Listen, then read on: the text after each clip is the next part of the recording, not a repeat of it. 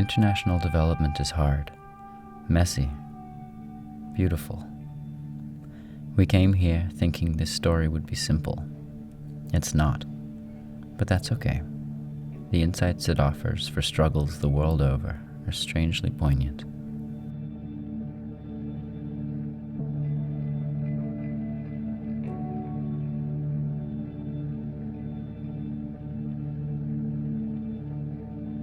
The place is Chitwan National Park, Nepal. The time is November 2016. In the US, a new president has just been elected. In Nepal, thousands of people are preparing to weather their second winter since the earthquake without homes. Our story is set in the Bufferzone, a mile-wide ring along the circumference of the park. It's part jungle, part village, and the people who live there have to balance their needs for jobs, food, and shelter with conserving the wilderness. Ashley works in solar power in America. She and her team have come here with a non-profit that works to improve lives and the environment through renewable energy. They asked local Nepali organizations how they wanted to use solar power to benefit their communities. Then they raised some money to support those projects. Instead of just donating the money from afar, they came to learn what's going on firsthand and collaborate in person. It's more about furthering the efforts that other folks here have been doing for decades, and we're just getting this really fortunate snapshot of being able to be part of it for a week. We're going to build a solar installation at a ranger station, and that's for conservation. We're going to do a tourist tower, which will develop a new market that hasn't been there, and then we're going to be involved in this amazing group empowering women. It's all connected and it's all in this one community. This is a story about heroes that look like people, towns that look like jungles, and the lines between them that are blurrier than you'd think.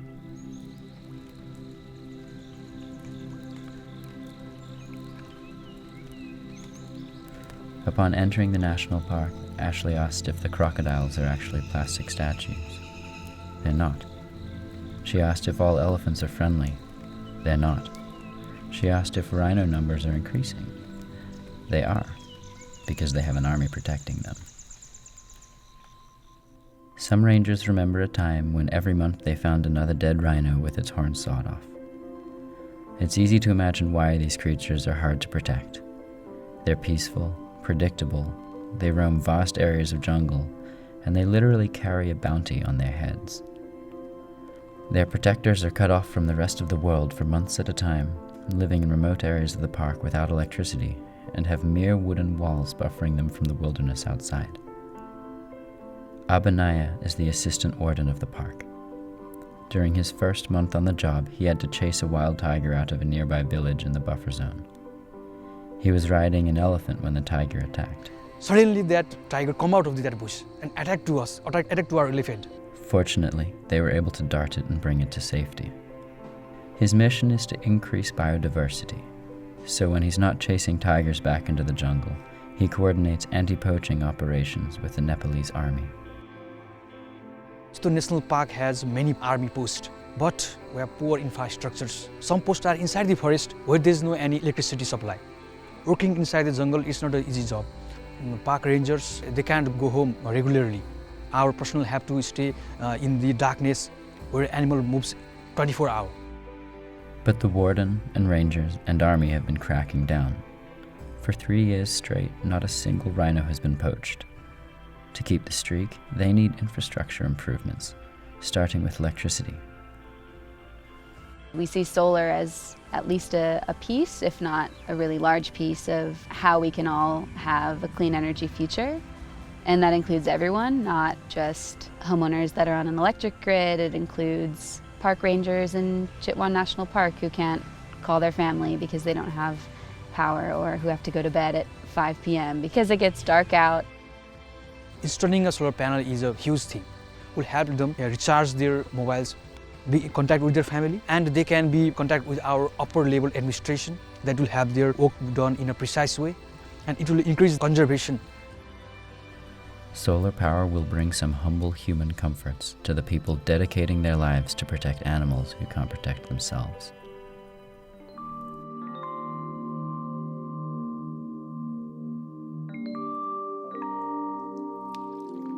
Where the national park ends, the buffer zone begins. It's the designated space between two very different worlds. On one side, rugged, untamed nature, and on the other, a human civilization striving to rapidly modernize. Basu is president of the buffer zone. In this region where life hangs in the balance, it's often his job to do the balancing. One problem with protecting wildlife is they don't always return the favor. Conflict is there. The wildlife number is increasing, conflict increasing. Tulsi is a farmer who lives with his family in the buffer zone. Last night, a wild elephant busted through the wall of his house. त्यो tin बज्यो काठ बज्यो अनि खेरि ढोकेर बोकेर लास तलतिर सबै देखेछन् त्यहाँ। The buffer zone can compensate him for his loss, but he didn't issue a complaint. भगवानकै Ganesh हुन्, भगवानकै कृपा हो। भगवानले खालु खाओस्, एक बोरालाई खायो भन्ने दिन आइपुग्यो चाहिँ भगवानले पनि त्यो मान्छे धर्म भनेको सम्पत्ति भने त्यो रे। Basu is building a concrete wall to keep animals out of the settlements, but the jungle is still jungle. Recently, a young woman was killed by a wild elephant. These enormous creatures are unpredictable, fast, and strong, and she was caught off guard. Yet when these tragedies occur, the buffer zone community has a common understanding. It seems like they accept that they're sharing the animal's home, and these are the struggles of trying to live together. So we have a duty to preserve that property, not for us, it's for all. So people living in the world, yeah. We are losing around 10 to 15 people every year by the attack from the wildlife. But we love wildlife. So our hope, our business, and our identity is the wildlife.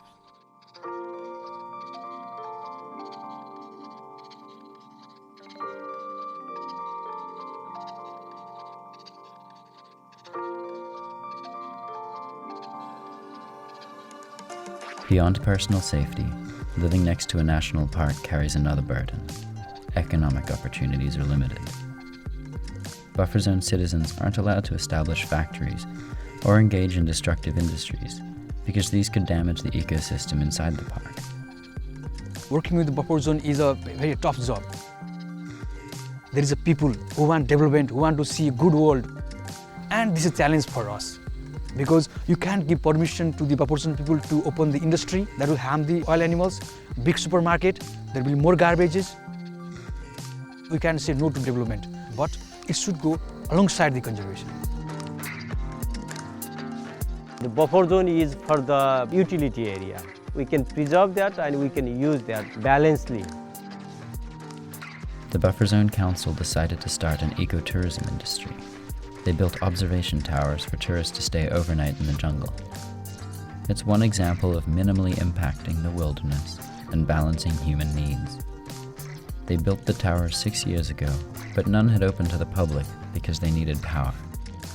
They need some light, they need a toilet. Solar is the only one solution to get electricity there. But without a solar panel, we don't have a light. We don't bring water. Without water, the toilet doesn't work. Solar power is so important.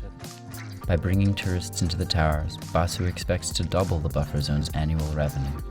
These funds will go towards better fences to keep wild animals out of villages, reparations for damages, education campaigns for conservation, and to build new habitats for wildlife in the buffer zone, like waterholes. Basu must be the voice of the animals and give his ears to the people. If I make water holes and maintain the grasslands, the animal cannot vote me. If I make a road and if I make a school, then people be happy and vote me. Yeah, so it is very tricky things. Yeah, being a leader, I have to satisfy my people as well as I have to be fair with the biodiversity.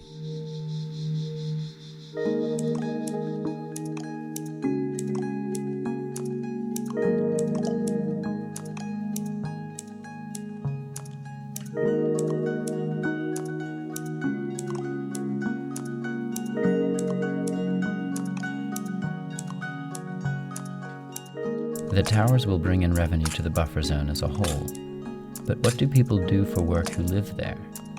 Tourism is one option, but a group of entrepreneurial women have another idea. Sita co-founded a social enterprise that teaches women how to structure businesses, manage inventory, and run their sales force. They support 20 women-led businesses across Nepal. Runa is one of their entrepreneurs. The business she started sells solar lights to her local community. She had one customer whose granddaughter had been studying next to a kerosene lamp. अनि त्यो खसेर उसको नातिको पुरै यो जिउ नै पोल्यो Runa heard about the incident and went to see her. अनि उहाँले मैले सबै कुरा भन्यो यसो यस्तो हुन्छ भने यो बत्तीले त बच्चालाई राम्रोसँग एकदमै राम्रोसँग पढ्छ जसो सुत्यो भने त्यो गरियो पनि केही हुँदैन अनि उसले 3वटा बत्ती किनेको छ मसँग. As a country, Nepal grapples with its own technological buffer zone. There's an electric grid, but the government-run utility doesn't send reliable power through the lines. There are frequent blackouts, which is one of the reasons why solar power is so compelling. When the sun goes down here, it gets dark. And that darkness represents more than a nuisance. It's dangerous, and it's a missed economic opportunity. अनि एउटा मान्छेलाई चाहिँ convince गर्दाखेरि केही नभएको जसलाई light नभई पनि भएको छैन जोसँग पैसा पनि छैन के त्यस्तो खालको मान्छे मैले भेटाएँ के. Lakshmi is the newest CEO in the group. 2 of her customers are using solar lights to support their own side businesses. One man can now sell panipuri at night. Another woman is now able to make clothes when she gets home from her other job. यस्तो हाते machine सिलाउँछ अनि सिलाउनेलाई उला अब दिनभरि अर्काको काम गर्न गयो अनि बेलुका भएपछि त हाते मेसिन चलाउन पायो नि त रातमा साँझमा आएर अनि उसले भने के ओहो यो मेसिन यो बत्ती लिएपछि त मलाई यति खुसी लाग्यो है दिनभरि काम गरे म अनि बेलुका साँझमा भएपछि मैले मेसिन चलाउन पाएँ के. Going door to door, family to family, selling $13 solar lights doesn't sound easy.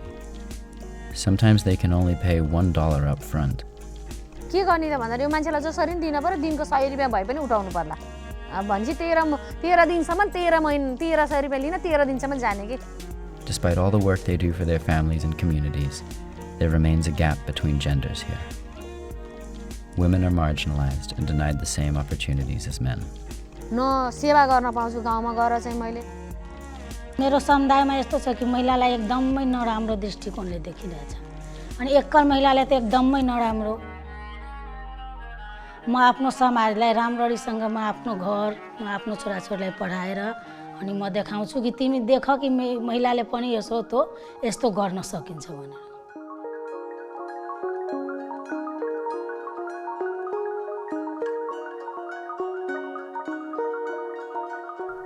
Ashley and her team had raised the money to kickstart Lakshmi's business and fund the 3 solar installations. Then they had wanted to support this community by showing up, not just giving them money from the US. They thought they could help in concrete ways, by building the solar power systems and teaching their CEOs their business strategies. The way this project was designed, it was listening to the community's needs through our partners and then being there to answer the call. But they weren't needed to help install the solar panels, as their fundraising enabled them to hire a local solar installer who had done hundreds of installs on its own. And the team's expertise in the American solar market didn't provide a magic solution for solving challenges of selling solar in Nepal. Their presence was clearly appreciated, but in ways they didn't expect. They listened to the women's stories and shared their own. They learned how to hoist solar panels 40 feet up into a jungle canopy. They saw that the challenges faced in the solar industry are universal, and the Nepalis were closer collaborators than they thought. I don't often sit in like a boardroom with all women who are super strong and finding success. It was really powerful, I think, both ways of seeing, I'm a solar worker and so are you, and we're all kind of in really different ways, but really similar ways at the same time, like pushing for the same thing. We were driving down the road today and every house, for like 20 houses in a row, had a solar panel, and you don't drive through American neighborhoods and see that. There's a lot that we can learn about market penetration from Nepal. On our last day in Chitwan, Lakshmi invited all of us to her home and she made us dinner. During a quiet moment, I asked Sita what she thought about us coming to her country. You can see like Lakshmi was energetic because she has like a lot of guests there and she is proud that people like to eat in my house and then exchange the culture. It's bring energy actually, not taking and giving. It's like more than that. It's exchange the culture and it's benefiting each other. It seems there's another currency that provides momentum to development projects. In a world where giving money is relatively easy, giving time is harder, and apparently also valuable. Money doesn't have an inspiration. If personally they are here and we meet each other, is a kind of very good vibration, yeah, and encouragement also. All this process is very live, very joyful. Yeah, it's very good.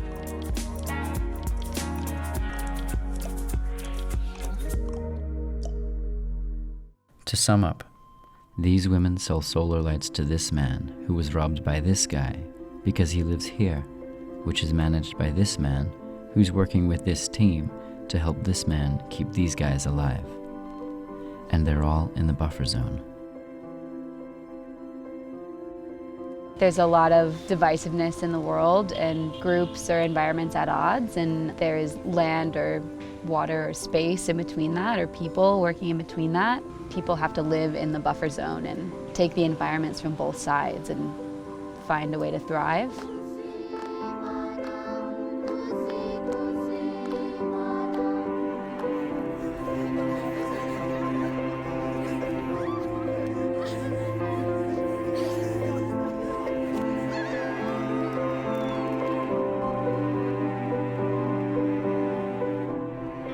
As we create development buffer zones, increasing shared experiences with those we perceive as less fortunate, as we navigate social buffer zones, straddling race and gender differences both at home and abroad, as we work to cool our planet's atmospheric buffer zone and save the only thing that protects our species from extinction, we look to the people of Chitwan. Their grace, ingenuity, and generosity allow them to thrive in their buffer zone. Perhaps we have something to learn.